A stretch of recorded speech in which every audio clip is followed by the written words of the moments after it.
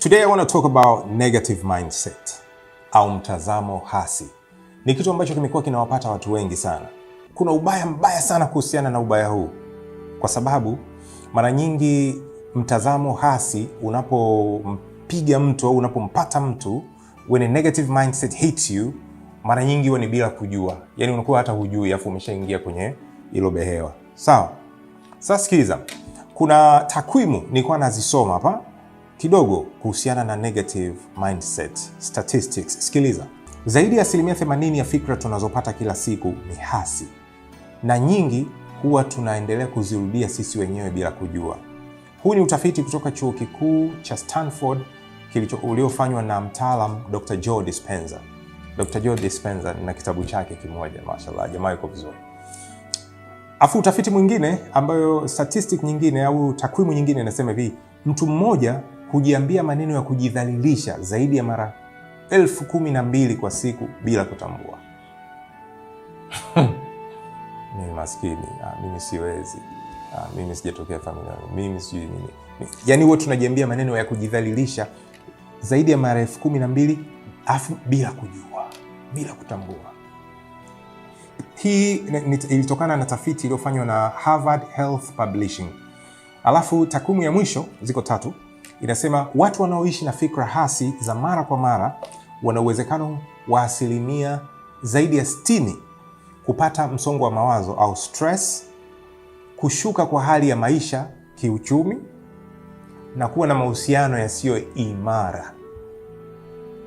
Watu wanaokuwa na fikra hasi za mara kwa mara inaweza ikaua mahusiano yako, inaweza ikakuua kiuchumi, lakini pia ukawa ni mtu mwenye stress, msongo wa mawazo mara kwa mara. Hii ni takwimu iliyofanyika kutoka kwa American Psychological Association, inaitwa APA. Kwa hiyo, kwa kusikiza tu hizo lazima uanze kuogopa, wewe uogopi. Kwa hiyo nataka nikwambie kitu kimoja. Akili yako ni bustani na mawazo yako ni mbegu. Kwa hiyo, unaweza ukapanda magugu au ukapanda maua. Ubaya zaidi ni kwamba ubaya au uzuri ni kwamba uchaguzi ni wako. Karibu sana, leo hii tuangalie athari 5 za kuwa na mtazamo hasi au negative mindset. Karibu. The words that you speak can either make you or break you.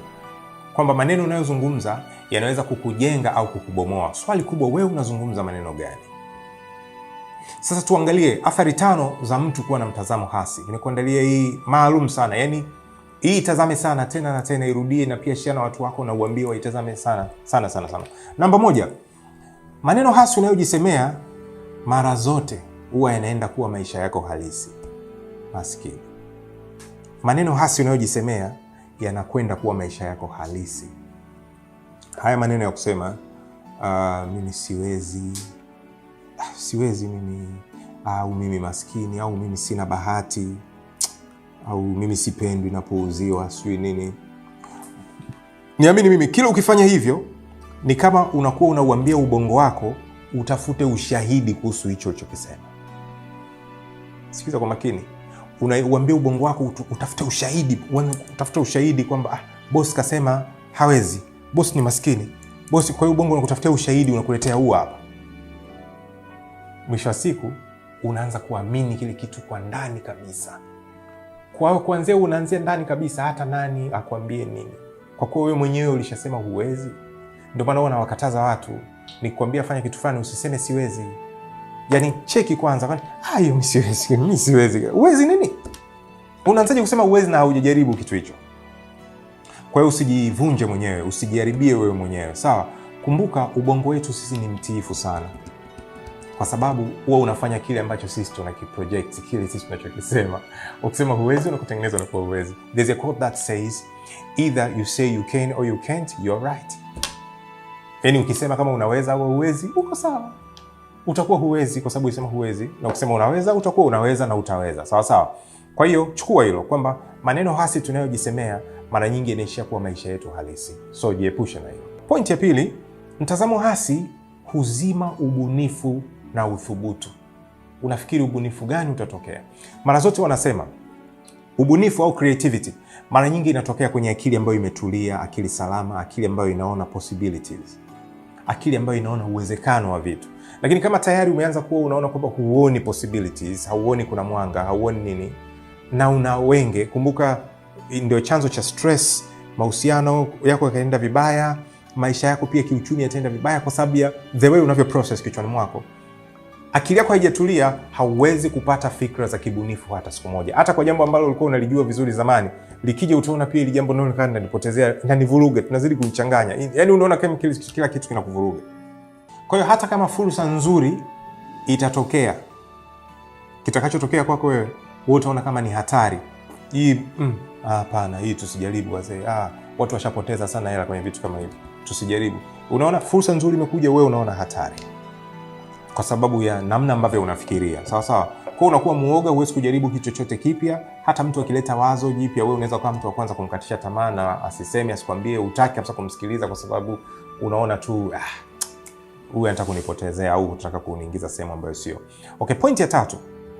Mazingira yako hutii mtazamo wako. Mazingira unayojitengenezea wewe yanatii mtazamo wako. Kama wewe kila siku unaamini kwamba hakuna litakalofanikiwa, hata aje mtu ambaye ana nia ya kukusaidia. Yaani wewe utamwambia bwana ishia hapo hapo, afu rudi ulipotoka. Achana na mimi bwana, fanya maisha yako. Yule mtu alikuwa anakuja kwa nia ya kukusaidia, lakini wewe kwa sababu ulishaamini kwamba hapa hamna linalowezekana hapa. Sisi ndio hivi hivi bwana. Sisi ndio hivi hivi. Tunamjua tangu babu yetu fulani bwana. Kwa kaja mtu anajaribu kubadilisha mazingira, atapigwa vita na watu watakaompiga vita. Sio kwamba eti wanamuona anataka kuharibu, hapana. Wanampiga vita kwa sababu wanaogopa hicho kitu kipi ambacho wanaona kama hakitawezekana. Yaani kwa hiyo wanapiga tu vita, ndio njia rahisi zaidi kwa kufanya hivyo. Kitakachotokea sasa mbaya zaidi utakapokuwa unafanya hivi, kwa sababu unafukuza wale watu wenye mawazo mazuri na mawazo chanya, unaanza kuzungukwa na watu wa namna yako. Kwa nini? Kwa sababu ndio sehemu pekee utakuwa unajiona kwamba upo salama, kwamba ukaa na watu ambao vipi? Bwana wewe, nawaona tu wale wanajifanyisha, wanajionesha eti biashara. Tutaona biashara yenyewe. Vina muda basi. Wewe tuone bwana biashara yenyewe sio nini. Hapo sasa wewe ndio unaona akili salama, unachangia story, upo nao. Kwa unakuwa na watu ambao hawawezi kuthubutu, hawawezi kufanya chochote, kazi yao ni kuponda, kuongelea vibaya, a lot of negativity, then huwezi kutoka kwenye hiyo cycle. Unajua tena ukishakuwa una hang na watu ambao unafanana nao, basi unakuwa kama wao. Waswahili wametueleza vizuri kwa Kiswahili rahisi kabisa kwamba ukikaa na mwizi utakuwa mwizi. Very simple. Kwa maisha yako yatazidi kuwa magumu zaidi, lakini ugumu unautengeneza wewe mwenyewe. Niamini mimi, vitu hivi au video kama hii ukisikiza kwa makini na ukafuatia kwa makini, unaenda kubadilisha sana maisha yako. Kitu cha 4, mtazamo hasi huathiri mpaka afya ya akili. Na sio tu akili, hata mwili pia. Mwili unaweza ukadhoofika na akili yako, kwa sababu tayari ni kama sawasawa na mtu anaingiza sumu kwenye akili yake. Kwa sababu ukiingiza vitu ambavyo havileti afya, maana yake kinyume chake ni sumu.